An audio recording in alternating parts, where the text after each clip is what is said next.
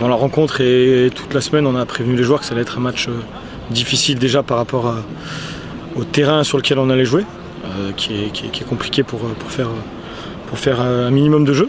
Et puis après sur la discipline aussi de l'adversaire, qui est une équipe qui aime défendre et qui le fait plutôt bien et qui est disciplinée dans ce registre et qui court beaucoup sur un match. Donc on savait que ça allait être un match difficile et une équipe difficile à manœuvrer.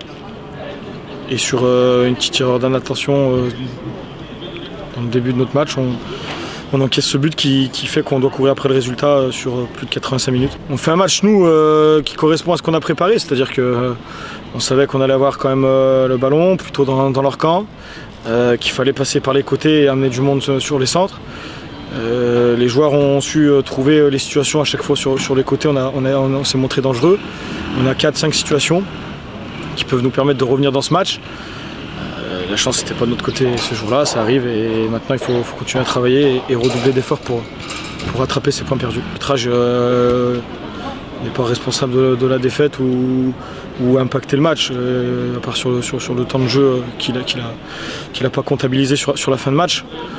C'est nous qui avons manqué dans le dernier geste de lucidité et d'efficacité. Et après, dans le match, j'ai pas grand-chose à reprocher aux joueurs. Ils ont fait un travail cohérent et rigoureux sur leur match. Une erreur d'inattention à la 4e minute qui fait que sur la frappe de 30 mètres, ils arrivent à ouvrir le score.